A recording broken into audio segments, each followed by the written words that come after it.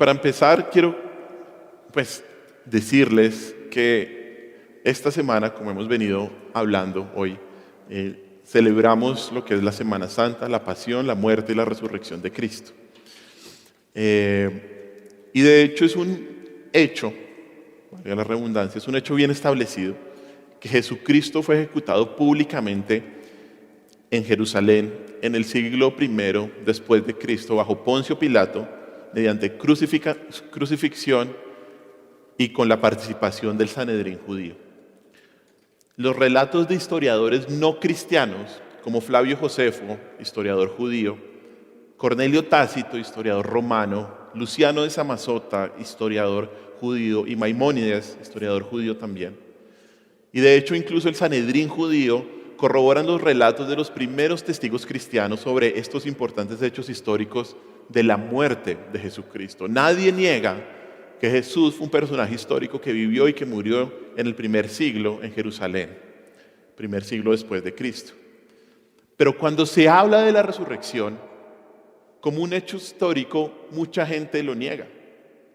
Dicen que basado en la lógica humana, la resurrección no tiene sentido. Y aunque esta parte tiene razón, y ya vamos a ver por qué, la resurrección de Cristo sí es comprobable. Empezando con la tumba, donde enterraron a nuestro Señor Jesús. Luego de meter el cuerpo en la tumba, rodaron una gran piedra que cubría la entrada. La mayoría de los estudiosos calculan que el peso de esta piedra pudo ser entre 2 a 3 toneladas, con unos 2 a 3 metros de diámetro, lo cual hubiera sido imposible de quitar para unos pocos hombres sin la ayuda de instrumentos o animales que jalaran esa piedra. Además de eso, esa tumba fue asegurada con un sello romano y una guardia romana, como lo dice Mateo capítulo 27. El sello romano era una prensa en arcilla, era prensado en la arcilla, y si alguien lo rompía, la consecuencia era la muerte. Los guardias estaban formados, el número de la guardia romana estaba formado por al menos 4 soldados altamente entrenados que no se hubieran dejado intimidar fácilmente por una banda de pescadores y recaudadores de impuestos. Si los soldados hubieran quedado dormidos, hubieran abandonado sus puestos, habrían violado la ley, lo que habría resultado en su propia ejecución. La piedra, el sello y la guardia muestran que los discípulos del Señor no pudieron haberse robado el cuerpo. De hecho, otra muestra histórica de la resurrección de nuestro Señor Jesús son las apariciones ante muchas personas y que muchos testigos registraron. Se les apareció a los discípulos, se les apareció primero a estas mujeres que hoy vamos a hablar, se le apareció a Pablo, a más de 500 personas, sin mencionar que a los que se les apareció no solo lo vieron, sino que comieron con él, caminaron con él y lo tocaron. Algunos podrían decir que todos estos testimonios de la resurrección de nuestro Señor Jesús son mentira.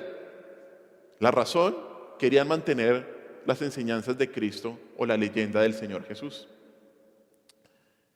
Pero ¿será que estos seguidores de Cristo dejarían sus negocios, sus carreras, sus hogares, sus familias, irían a los confines de la tierra, sufrirían muertes horriblemente espantosas y dolorosas y abandonarían sus creencias religiosas anteriores, todo para proteger una mentira? Ninguno de estos hombres y mujeres, mientras los decapitaban, les daban de comer a los leones, los servían en aceite, los crucificaban de cabeza abajo o los quemaban vivos, cambió su historia. Todos decían que Cristo estaba vivo. En vez de eso, cuando iban rumbo a la muerte, cantaron himnos de confianza y alabanza, sabiendo que el Señor derrotó la muerte. Y que el mismo Señor que derrotó la muerte y que resucitó, un día los iba a resucitar, a pesar de la horrible muerte que iban camino a tener. La verdad de la resurrección hizo que los discípulos fueran transformados casi inmediatamente de hombres que estaban desesperados y temerosos, porque ninguno acompañó al Señor Jesús en su muerte, a hombres que eran testigos confiados y audaces de la resurrección. Y podríamos hablar de otras razones de por qué podemos creer en la resurrección.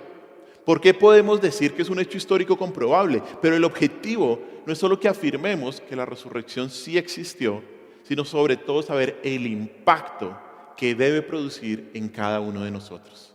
Por eso es que hoy vamos a hablar de lo que debe producir la resurrección al estudiar el relato histórico de de Lucas capítulo 24, versículos del 1 al 12. Hoy vamos a darnos cuenta de qué produjo la resurrección en los primeros testigos de este hecho maravilloso y lo que debe producir en nosotros. Así que vamos allá a Lucas capítulo 24, versículos del 1 al 12. Dice así: el primer día de la semana, muy de mañana, vinieron al sepulcro trayendo las especies aromáticas que habían preparado y algunas otras mujeres con ellas. 2. Y hallaron removida la piedra del sepulcro, y entrando no hallaron el cuerpo del Señor Jesús. Y aconteció que estando ellas perplejas por esto, he aquí se pararon junto a ellas 2 varones con vestiduras resplandecientes. Y como tuvieron temor y bajaron el rostro a tierra, les dijeron: ¿por qué buscáis entre los muertos al que vive? No está aquí, sino que ha resucitado. Acordaos de lo que os habló cuando aún estaba en Galilea, diciendo: es necesario que el Hijo del Hombre sea entregado y en manos de hombres pecadores, y que sea crucificado y resucite al tercer día. Entonces ellas se acordaron de sus palabras, y volviendo al sepulcro, dieron nuevas de todas estas cosas a los 11 y a todos los demás. Eran María Magdalena y Juana y María madre de Jacobo, y las demás con ellas, quienes dijeron estas cosas a los apóstoles. Mas a ellos les parecía locura las palabras de ellas, y no las creían. Pero levantándose Pedro, corrió al sepulcro, y cuando miró dentro, vio los lienzos solos, y se fue a casa maravillándose de lo que había sucedido. Hagamos una pequeña oración. Señor, te pido para que podamos entender tu palabra tal como tú quisiste que la entendiéramos, Señor. Ayúdanos a entender este maravilloso relato de la resurrección. Ayúdanos a entender lo que produce y lo que debe producir esta enseñanza en nuestra vida. En tu nombre hemos orado, mi Señor Jesús. Amén. En todo el Nuevo Testamento hay 7 relatos de la resurrección. Lucas es el autor de este. Él fue médico, pero sobre todo es conocido en el Nuevo Testamento como un historiador confiable. El autor de este evangelio y del libro de Hechos muestra un sello fidedigno con respecto a los hechos que narra. Él diligentemente investigó qué fueron los aspectos que vivió el Señor Jesús y la primera iglesia en Hechos. Y el relato que hoy vamos a estudiar, que aquí se nos presenta, nos muestra la reacción que los primeros testigos de la resurrección tuvieron. Es un relato que llenará nuestra confianza en este maravilloso hecho en el cual está basada toda nuestra fe. Así que vamos a estudiar 4 reacciones de la resurrección. 4 reacciones que la resurrección produce. Las primeras 3 son positivas y la última es una reacción negativa. Y la primera está en los versículos del 1 al 4. Y lo primero que debe producir la resurrección en el creyente es perplejidad. Perplejidad. Mira una vez más lo que dicen los versículos. El primer día de la semana, muy de mañana, vinieron al sepulcro trayendo las especies aromáticas que habían preparado y algunas otras mujeres con ellas. Y hallaron removida la piedra del sepulcro y entrando no hallaron el cuerpo del Señor Jesús. Aconteció que estando ellas perplejas por esto, he aquí se pararon junto a ellas 2 varones con vestiduras resplandecientes. Los protagonistas de esta historia son unas mujeres. El versículo 1 dice que el primer día de la semana vinieron al sepulcro unas mujeres y algunas otras mujeres con ellas. De las mujeres que está hablando son las que aparecen en los últimos versículos del capítulo 23, versículos 55 y 56. Mira ahí atrásito, capítulo 23, versículos 55 y 56. Dice: y las mujeres que habían venido con él desde Galilea siguieron también y vieron al sepulcro y cómo fue puesto de su cuerpo. Y vueltas prepararon especias aromáticas y ungüentos y descansaron el día de reposo conforme al mandamiento. Después el versículo 1 del 24 dice: esas mismas mujeres fueron las que después de 2 días fueron a ver el cuerpo del Señor Jesús. Y es interesante, y esto es muy importante, que Lucas afirma que las mujeres que vieron el cuerpo de Cristo, cómo el cuerpo de Cristo era puesto en el sepulcro, fueron las mismas mujeres que encontraron el mismo sepulcro con la piedra removida y sin el cuerpo del Señor Jesús. Lucas no quiere dar la más mínima duda de que lo que se está contando no pueda ser corroborado. Las mismas mujeres que vieron el cuerpo muerto de Cristo son las mismas que no encontraron el cuerpo del Señor. Las mismas mujeres. Pero además, esta temprana visita al sepulcro es una prueba contundente del amor de estas preciosas mujeres. Estas mujeres amaban a su Señor. Estas mujeres querían ocuparse del cuerpo de su Señor. Y algunos de los nombres de estas mujeres eran, según el versículo 10, María Magdalena, Juana y María, la madre de Jacob. Estas mujeres habían acompañado al Señor en su muerte y habían esperado a que pasara el día de reposo, el sábado, para ir a ungir el cuerpo del Señor. Lo iban a ungir con especies aromáticas, como dice el versículo 1, especies aromáticas que habían preparado. Y este ungimiento era una costumbre que se hacía con los muertos para que los compuestos aromáticos y antisépticos pudieran ejercer el pleno efecto sobre el cuerpo del Señor Jesús y se evitara una descomposición rápida. Y esto muestra que las mujeres fueran a ungir el cuerpo del Señor, muestra que estas mujeres pensaban que el Señor estaba muerto. Pero cuando llegaron a la tumba, hallaron, dice el versículo 2 y 3, hallaron removida la piedra del sepulcro y entrando, versículo 3, no hallaron el cuerpo. Todos los 4 evangelios incluyen este relato de que había una gran piedra en el sepulcro y que esa gran piedra había sido removida. El domingo por la mañana el cuerpo del Señor había desaparecido. ¿Quién lo había quitado? ¿Quién lo había quitado? Seguramente no los sacerdotes, tampoco los escribas y los fariseos u otros enemigos de Cristo. Si hubieran tenido el cuerpo de Cristo, con gusto lo hubieran mostrado para negar la resurrección. Tampoco lo tenían los discípulos del Señor. Ellos estaban demasiado asustados y desanimados para intentar tal acción. Y más cuando no tenían nada que ganar con ellos, sino una muerte segura. Una explicación, y solo una, puede satisfacer las circunstancias del caso. Y es que Cristo había resucitado. Y es que nuestro Señor había vencido la muerte. La Escritura dice en el versículo 4 que cuando ellas se dieron cuenta, cuando estas preciosas mujeres se dieron cuenta que el cuerpo del Señor no estaba ahí, quedaron ¿qué? Perplejas, perplejas. En el griego esta palabra es diaporeo y significa desconcertadas, significa no saber qué pensar y su raíz significa estar perdido mentalmente, estar perdido mentalmente. Esta palabra usualmente se presenta en la Biblia para describir una obra de Dios que va mucho más allá del entendimiento humano. Cuando alguien queda perplejo, dice, ¿qué significa esto? No lo puedo entender. De hecho, mire un ejemplo ahí también en Lucas. Lucas capítulo 9, versículo 7. Solo para mostrarle cómo se utiliza esta palabra en otro suceso. Lucas capítulo 9, versículo 7. Dice así. Herodes, Lucas 9:7, Herodes el tetrarca oyó de todas las cosas que hacía Jesús, o sea, los milagros y las maravillas. ¿Y estaba qué? Perplejo, porque decían algunos, Juan ha resucitado de los muertos. Así como Herodes, estas mujeres quedaron desconcertadas, quedaron atónitas, no tenían respuesta, no sabían qué hacer al ver que el cuerpo de su Señor ya no estaba, ya no estaba. Hermanos, perplejidad es lo que debe ocurrirnos cuando pensamos en la resurrección de Cristo. Quedarnos mentalmente perdidos es lo que produce la resurrección. No hay una explicación racional. No hay una respuesta científica que podamos dar a este hecho. Es imposible explicar la resurrección con nuestro entendimiento, porque es una obra de Dios. Y por eso quedamos mentalmente perdidos. ¿Quedamos qué? Perplejos. Y entonces viene la pregunta. Si no podemos explicarla con nuestra mente, ¿significa que no es verdad? Absolutamente no. Absolutamente no. Lo que significa es que primero, somos demasiado pequeños y no podemos entender la mente de Dios. Somos demasiado pequeños, hermano. Tenemos una mente finita.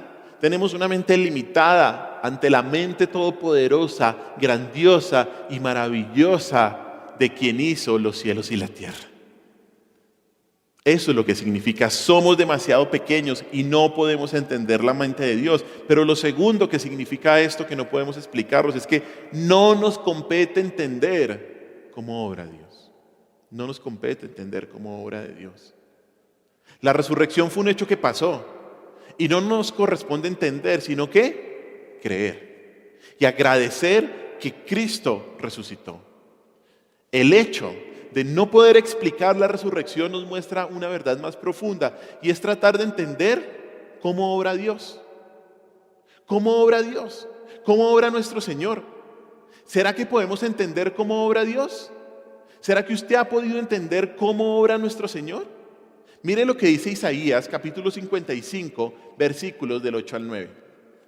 Mire, Isaías capítulo 55, versículos 8 al 9.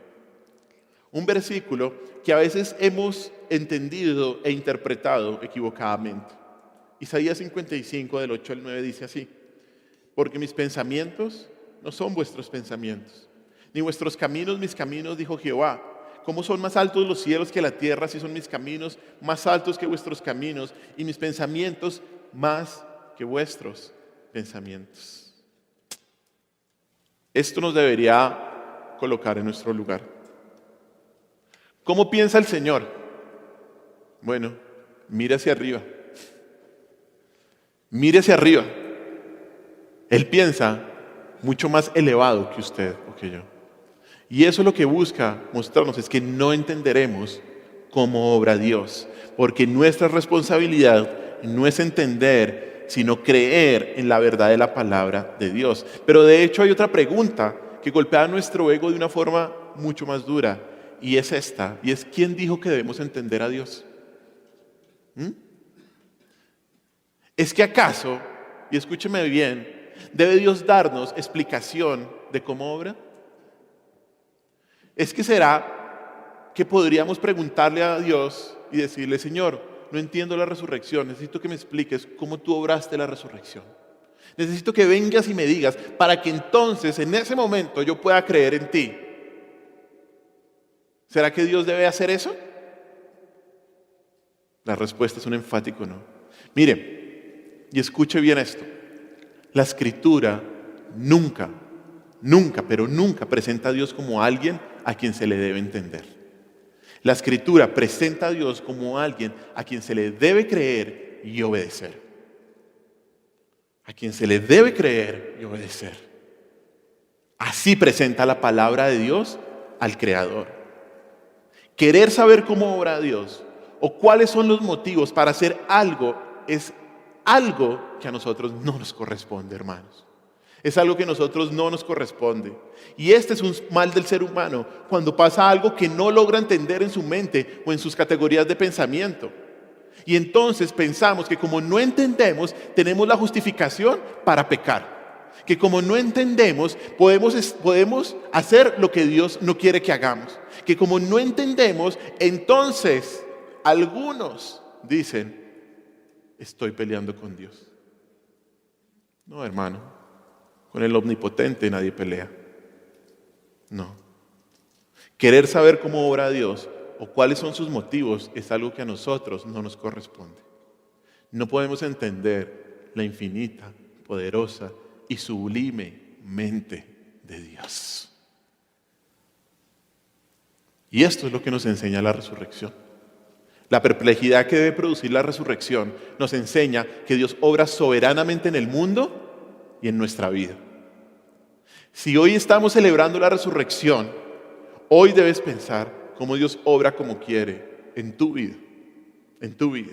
Solo podemos quedarnos maravillados y perplejos ante el obrar de Dios, así no lo entendamos. Por eso la resurrección no es para entender. ¿Sabe para qué es la resurrección? Es para humillarnos ante el poder de Dios, que levantó a Cristo de los muertos. La resurrección hace que quedemos mentalmente perdidos.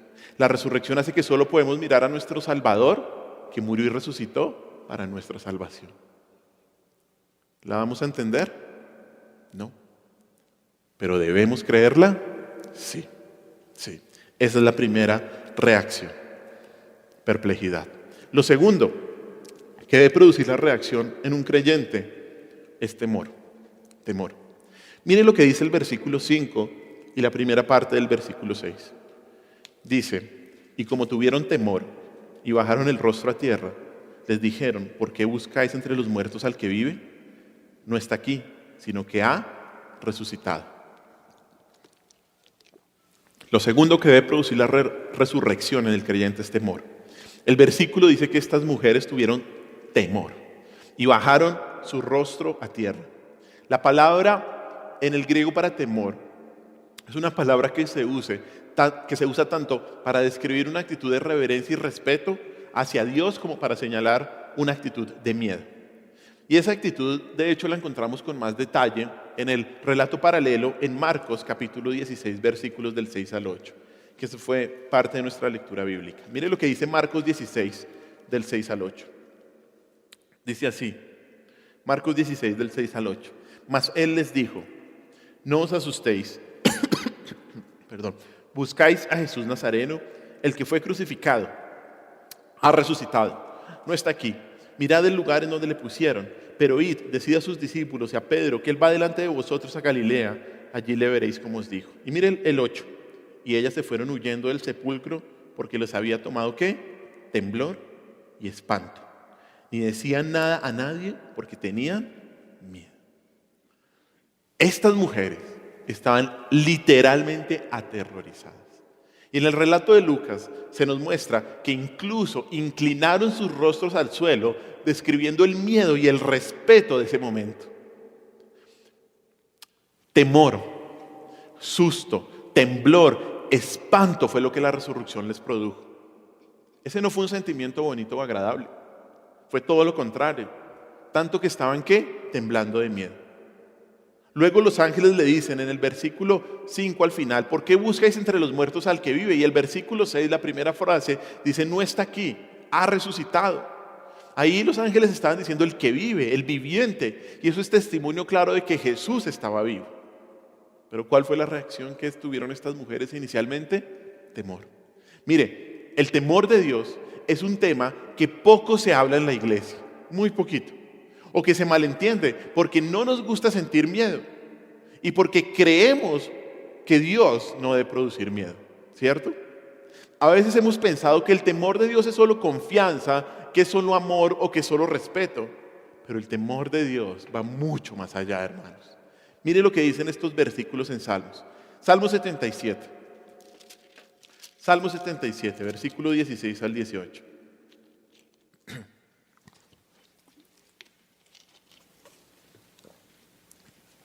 Y luego vamos al Salmo 119, 120.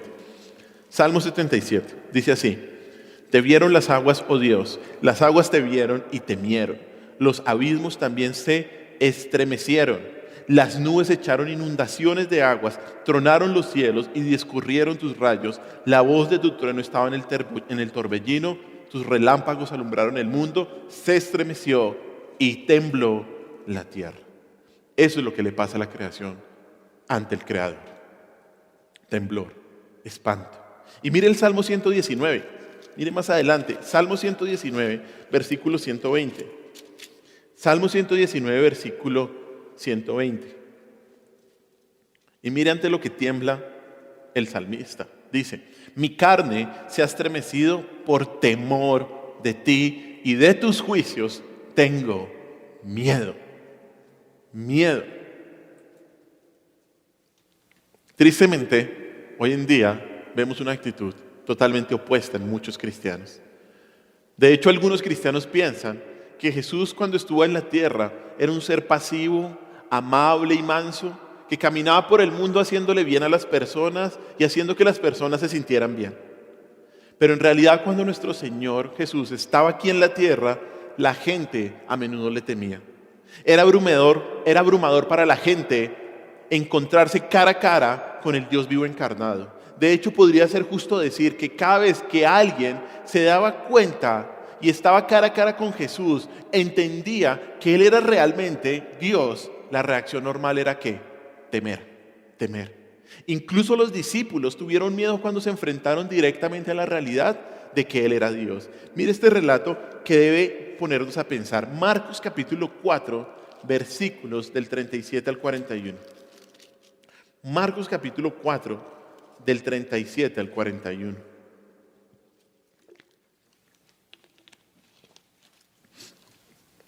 Dice así.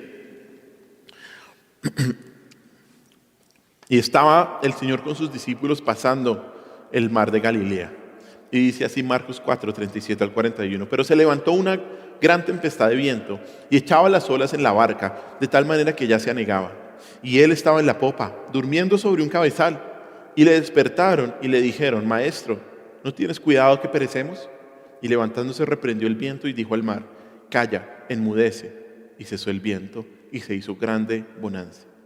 Y les dijo: ¿por qué estáis así amedrentados cuando no tenéis fe? Y mire lo que dice el 41. Entonces temieron con gran temor y se decían el uno al otro: ¿quién es este que aun el viento y el mar le obedecen? El versículo 40 que nos dice que ellos estuvieron amedrentados ante la tormenta, ante el mar. Pero luego el versículo 41 describe una peor reacción en los discípulos. Ellos temieron con gran temor. Mientras los discípulos cruzaban el lago en un bote con Jesús, esta tormenta vino y los discípulos entraron en pánico. No sé cuántos de ustedes han estado en una tormenta en medio del mar o en una catástrofe natural. Puede ser algo similar. Y por eso los discípulos fueron y despertaron al Señor que estaba durmiendo. ¿Qué fue Cristo? ¿Qué fue lo que hizo Cristo? Le dijo al mar: calma. Y al viento: enmudece. Así. Cristo calmó la tormenta y los reprendió por su incredulidad. Y el versículo 41 nos dice que después de que Jesús calmó esa tormenta, los discípulos estaban sumamente aterrorizados. Sumamente aterrorizados. Mire, hay al menos una cosa más aterradora que una tormenta feroz, que venir de frente a un tsunami o la peor de las catástrofes naturales. ¿Y sabe qué es? Es tener que enfrentar la santidad de Dios. Es tener que enfrentar al Dios viviente. Temer a Dios es vivir en la realidad de la santidad de Dios, de su soberanía, de su juicio por el pecado. Es amar a Dios, respetarlo, reverenciarlo, adorarlo y admirarlo. Y necesitamos como creyentes cultivar esa misma actitud, recordando que no solo vivimos nuestras vidas ante los ojos de un Dios santo, sino que el Espíritu Santo mora dentro de nosotros. Y si algo debe llenarnos de temor, ¿sabe qué es? La resurrección de Cristo. La resurrección de Cristo. La resurrección te debe hacer temer y temblar porque Cristo venció la muerte y el infierno.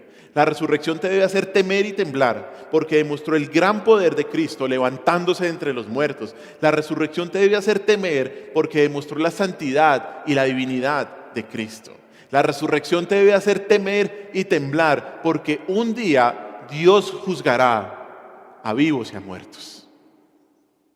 Debemos temer y temblar ante el Dios que se levantó de los muertos para darnos vida. Así es. Esa es la segunda reacción. Vamos a la tercera. Volvamos a Lucas capítulo 24. Lucas capítulo 24. Mire ahora lo que dice el versículo 6 a la mitad hasta el versículo 9. Dice así: acordaos de lo que os habló cuando aún estaba en Galilea, diciendo: es necesario que el Hijo del Hombre sea entregado en manos de hombres pecadores y que sea crucificado y resucite al tercer día. Entonces ellas se acordaron de sus palabras y volviendo del sepulcro dieron nuevas de todas estas cosas a los 11 y a todos los demás. Lo tercero que debe producir la resurrección en el creyente es certeza de la palabra de Dios. Certeza de la palabra de Dios. Luego de haber estado perplejas estas mujeres y con gran temor, el relato muestra cómo los ángeles les recordaron a las mujeres las palabras que Cristo había dicho con respecto a su resurrección. Ahí en el versículo 6, la última frase dice: acordaos de lo que os habló. Acordaos de lo que os habló. Estas mujeres debieron haberlo sabido, porque Cristo había predicho repetidamente su resurrección. Pero estas mujeres no se acordaron, porque trajeron especies para ungir su cuerpo muerto. Los ángeles no les contaron una nueva noticia, no. Los ángeles, ¿qué hicieron? Les recordaron en el versículo 7 las palabras de Cristo. ¿Cuáles eran esas palabras? Diciendo, palabras de nuestro Señor, versículo 7, es necesario que el Hijo del Hombre sea entregado en manos de hombres pecadores, que sea crucificado y que resucite al tercer día. Eso lo había dicho el Señor en Mateo 16, en Mateo 17, 23, en Marcos 8, en Lucas 9 y en Lucas 18. Los ángeles no les recordaron una nueva noticia, ¿no? Sino estas palabras. Mire de hecho Lucas capítulo 18, versículo 31 al 33. Un ejemplo de cómo el Señor había anunciado su muerte y su resurrección. Lucas 18, 31 al 33, dice así: tomando Jesús a los 12, les dijo: he aquí subimos a Jerusalén y se cumplirán todas las cosas escritas por los profetas acerca del Hijo del Hombre, pues será entregado a los gentiles y será escarnecido y afrentado y escupido, y después que le hayan azotado le matarán, mas al tercer día resucitará. Estas mujeres y los discípulos habían escuchado estas palabras y ahora, después de muchos días, debían recordarlas. ¿Pero qué? No se acordaban. Por eso el versículo 8 del capítulo 24, en ese momento dice: entonces ellas se acordaron de sus palabras. Ellas se acordaron de sus palabras. ¿Sabe qué debe producir en cada uno de nosotros la resurrección del Señor? Certeza de que todo lo que dice Cristo es verdad. Si algo debemos acordarnos hoy es que Cristo lo dijo y lo cumplió. Todo lo que dice Cristo es verdad y su palabra es fiel. Si algo debe producir la resurrección es confianza y certeza de que la palabra de Dios es verdadera. El Señor lo había predicho, el Señor lo había mencionado. ¿Y qué es lo que debieron hacer estas mujeres? Haberse acordado. No lo hicieron, pero en el versículo 8 dice que gracias a Dios estas mujeres se acordaron de lo que el Señor les había dicho. Mire, lo único que necesitamos es la palabra de Dios. La palabra de Dios es verdadera. La palabra de Dios no tiene error. Lo único que necesitamos para nuestra salvación es la palabra de Dios y también para nuestra santificación, porque solo la palabra de Dios es verdad, hermanos. Podemos confiar libremente en la palabra de Dios porque es verdad. Mire lo que dice Juan 17, 17. Juan 17, 17.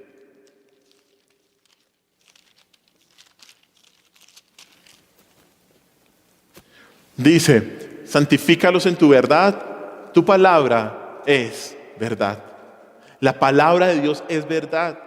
Usted no puede confiar en nada más.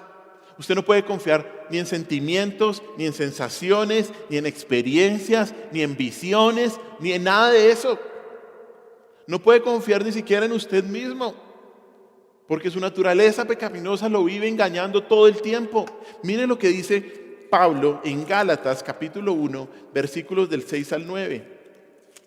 Gálatas capítulo 1, versículos del 6 al 9. Cuando Pablo está confrontando a los gálatas porque se habían desviado de las enseñanzas de la palabra de Dios. Mire lo que dice Gálatas 1 del 6 al 9. Estoy maravillado de que tan pronto os hayáis alejado del que os llamó por la gracia de Cristo para seguir un evangelio diferente. Y versículo 7, Gálatas 1. No que haya otro evangelio, sino que hay algunos que os perturban y quieren pervertir el evangelio de Cristo. Y miren lo que dice el 8. Mas si aún nosotros, o sea Pablo, o un ángel del cielo, os anunciare otro evangelio diferente del que os hemos anunciado, sea anatema. Como antes hemos dicho, también ahora lo repito: si alguno os predica diferente evangelio del que habéis recibido, sea anatema, sea maldito. Usted no puede confiar en nada más, ni en nadie más, sino en la palabra de Dios. Usted no puede confiar en sentimientos, en sensaciones, en experiencias, en visiones, en que hoy me siento así, hoy me siento asá. No. Solo la palabra de Dios es verdad. Mire, como creyentes debemos seguir el consejo de estos ángeles y acordarnos de todo lo que Dios ha dicho en su escritura. Y como dice el versículo 9, dar nuevas a todas las personas. Vayan y den nuevas a todas las personas. Como creyentes debemos cuidarnos, y escúcheme bien, de esta enfermedad llamada pérdida de memoria espiritual. Pérdida de memoria espiritual. Es muy común entre los creyentes y prevalece tan ampliamente ahora como en los días de los primeros discípulos. Y esta pérdida de memoria es una entre muchas pruebas de nuestra naturaleza y de nuestra condición caída y corrupta. ¿Sabe qué nos pasa? Tendemos a olvidar muy fácilmente las promesas y los preceptos del Evangelio. Oímos muchas cosas que deberíamos guardar en el corazón, pero las olvidamos tan rápido como las escuchamos. Y luego, tal vez después de muchos días, ¿sabe quién nos la recuerda? La aflicción, las pruebas, el sufrimiento y el dolor. La aflicción trae a memoria todas esas palabras que debimos haber albergado en nuestro corazón y de inmediato nos acordamos de que las habíamos oído, pero las habíamos oído en vano. Las habíamos oído en vano. Hermanos, hermanas, no se olvide de la palabra de Dios nunca. Nunca. Acuérdese que todo lo que Dios ya ha hablado en la Escritura es para su crecimiento, es para su santificación, es para su edificación, y aférrese a esas palabras. Eso es lo que debe hacer eso es lo que produce la resurrección en nosotros. Muestra el poder que tiene la palabra de Dios. La resurrección muestra que la palabra de Dios es fiel y que nos da confianza y seguridad como nada más y como nadie más puede hacerlo. La resurrección de Cristo produce certeza en la palabra de Dios. Es que Cristo lo dijo, es que Cristo lo prometió y es que Cristo lo cumplió. Lo cumplió. Nuestra actitud debe ser temer y temblar cuando el Cristo que resucitó nos habla por medio de su palabra. Temer y temblar. Esa es la tercera o el tercer recordatorio o el tercer aspecto de lo que debe producir la resurrección. Y el cuarto y último, mire lo que dice Lucas capítulo 24, versículo 11. Lucas capítulo 24, versículo 11 dice así: mas a ellos les parecían locura las palabras de ellas y no las creían. Esta es la cuarta reacción, la cual es negativa, que produce la resurrección, y es incredulidad. Incredulidad. Cuando las mujeres llegaron a contarles a los 11 discípulos la mejor noticia del mundo, ellos pensaron que estaban locas. Ahí lo dice claramente. A los discípulos les parecía ¿qué? Locura. Los discípulos que habían visto hacer muchos milagros al Señor. De hecho, los discípulos que habían visto cómo cómo Cristo resucitó a Lázaro y que habían escuchado al Señor mismo que iba a resucitar, ¿qué dice acá? No creyeron. No creyeron. Increíble, ¿no? De hecho, los evangelios muestran que esa no fue la primera muestra de incredulidad de los discípulos ante la resurrección del Señor. Esa noche, cuando el Señor se apareció a algunos de ellos más, tampoco creyeron. Mira ahí el relato, Lucas 24, 41. Dice, y como todavía ellos de gozo, ¿no qué? No lo creían y estaban maravillados, les dijo, ¿tenéis algo de comer? O sea, el Señor, para ayudarles en su incredulidad, ¿qué les dijo? Tráigame comida. Tráigame comida. Y le muestro que yo sí resucité. Tráigame comida. Incluso, si vamos más adelante, Mateo capítulo 28, versículo 17, muestra que ya cuando los discípulos estaban en Galilea, cuando pasó esa pesca en la restauración de Pedro, el texto dice que algunos todavía no le creían, que algunos dudaban. Algunos dudaban. Y mire, por un lado, esto afirma que el registro de la Biblia sobre la resurrección es verdadero. ¿Sabe por qué? Porque nos muestra que los discípulos no se dejaron engañar fácilmente. Los discípulos no se dejaron engañar fácilmente. Ellos nunca habrían inventado una resurrección como los líderes judíos los acusaron falsamente de haberlo hecho, ya que no la esperaban. Ellos no esperaban la resurrección.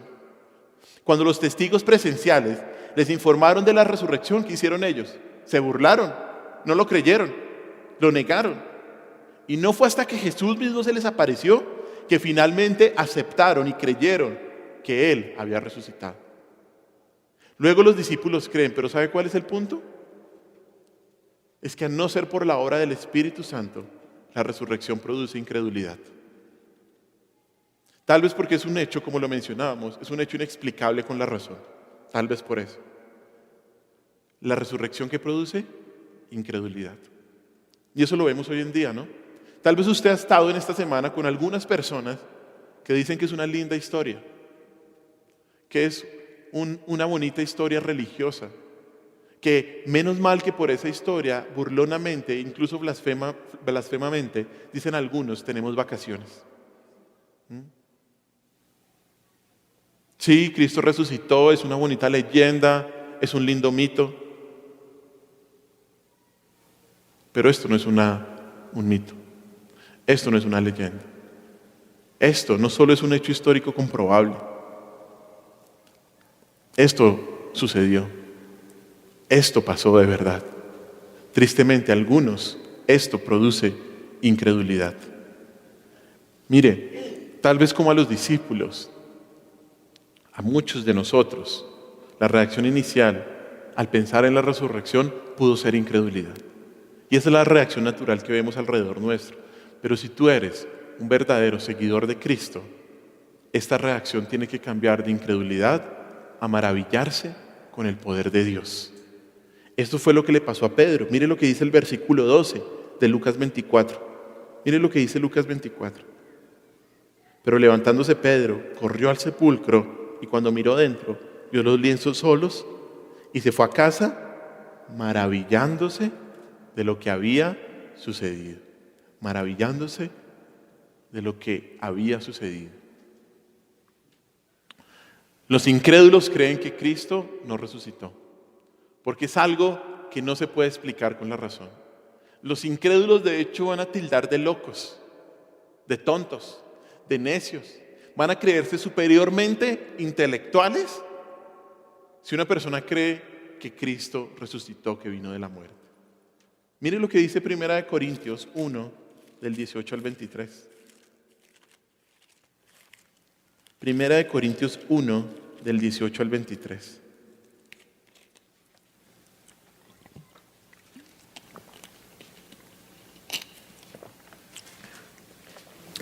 Dice así: porque la palabra de la cruz es locura a los que se pierden, pero a los que se salvan, esto es a nosotros, es poder de Dios. Pues está escrito, versículo 19, destruiré la sabiduría de los sabios y desecharé el entendimiento de los entendidos. ¿Dónde está el sabio? ¿Dónde está el escriba? ¿Dónde está el disputador de este siglo? ¿No ha enloquecido Dios la sabiduría del mundo? Pues ya que en la sabiduría de Dios, el mundo no conoció a Dios mediante la sabiduría, agradó a Dios salvar a los creyentes por la locura de la predicación. 22. Porque los judíos piden señales y los griegos buscan sabiduría, pero nosotros predicamos a Cristo crucificado, para los judíos ciertamente tropezadero y para los gentiles ¿qué? Usted vive una locura. Bíblicamente hablando, si usted es verdadero creyente, usted vive una locura.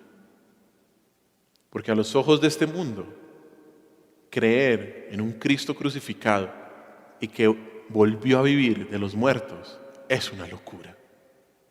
Es una locura. Es una necedad, es una tontada, es ser intelectualmente inferior. Obviamente, alguien que no tiene el Espíritu de Dios no puede entender que Cristo está vivo. No puede entender que Cristo está vivo. Y lo único que hace es tildar de locos a los que sí creemos.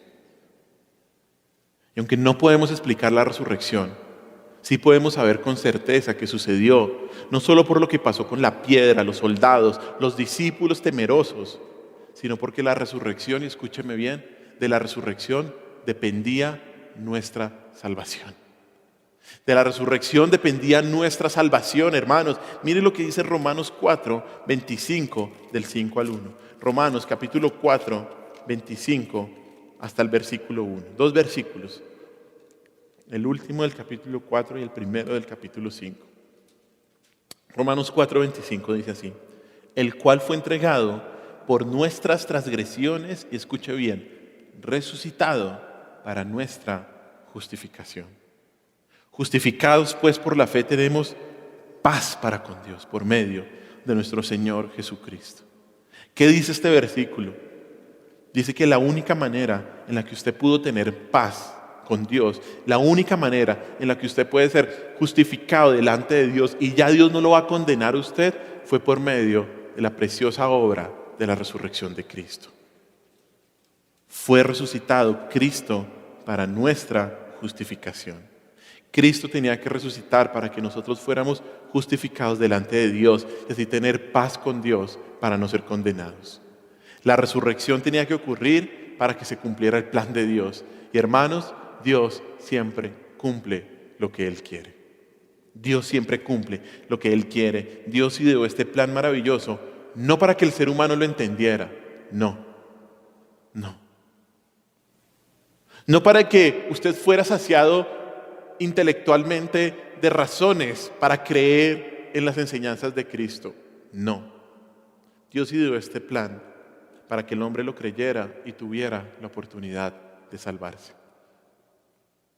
¿Cree usted en la resurrección de Cristo? Esa es la pregunta.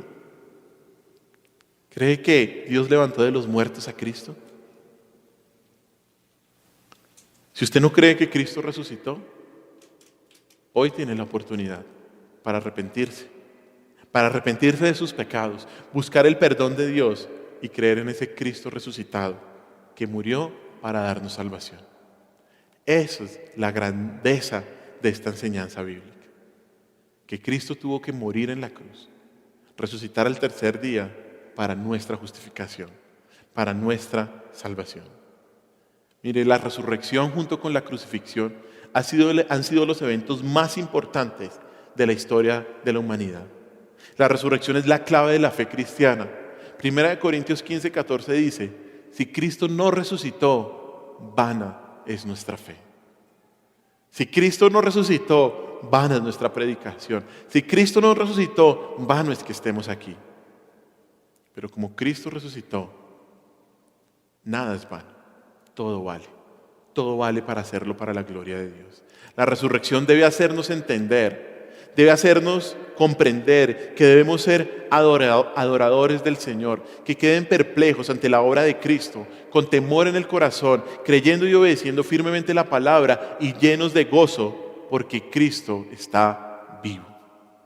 Así que, hermanos, aferrémonos firmemente a la resurrección de Cristo como uno de los pilares del Evangelio. Esto debería producir en nuestras mentes una convicción firme, poderosa de la verdad del cristianismo. Nuestra fe no depende de simplemente un conjunto de enseñanzas, de textos o de doctrinas, sino que está fundado en el hecho poderoso de que Cristo resucitó. Nuestro Señor Jesús resucitó y está vivo hoy y volverá por su iglesia. Oremos. Señor, hoy te damos gracias por este día en el cual recordamos y celebramos que tú no estás muerto, sino que vives, y que la tumba no te pudo contener, ni la piedra, ni los soldados, ni nada. Que la muerte, Señor, se quedó derrotada. Hoy celebramos tu maravillosa resurrección que trajo vida a nuestros cuerpos muertos, que trajo vida a nuestro espíritu muerto. Señor, yo te pido que si hay alguien en esta iglesia, en esta reunión hoy, que no ha entendido esta maravillosa verdad, que tú tengas misericordia y pueda entender en la resurrección no solo como un hecho bonito o lindo o increíble, sino como un hecho en el cual se basa nuestra fe. Porque tú resucitaste para nuestra justificación. Te damos gracias, mi Señor Jesús, por este día, porque podemos recordar que tú vives y que tú venciste, que un día volverás y que toda rodilla se doblará ante ti, Jesucristo. Padre, que este suceso nos produzca temor profundo en nuestro corazón, de pensar que si tú venciste a la muerte, un día estaremos ante ti y aquel que no esté en Cristo tendrá que ser juzgado y condenado. Señor, que este hecho nos recuerde la confianza que debemos tener en tu palabra, que es viva y que permanece para siempre, que es nuestra única fuente de seguridad en todo este trasegar hasta que nos encontremos contigo. Y que, Señor, que entendamos también que este hecho, aunque produzca incredulidad en muchos, es un hecho por el cual debemos enorgullecernos y no sentirnos menos que otros, y orar por aquellos que no creen, por su destino eterno y por su salvación. Señor, te alabamos y te bendecimos por este día. Que hoy recordemos en todo momento que tú resucitaste, que tú estás vivo y que vivirás por siempre. En tu nombre hemos orado, mi Señor Jesús. Amén.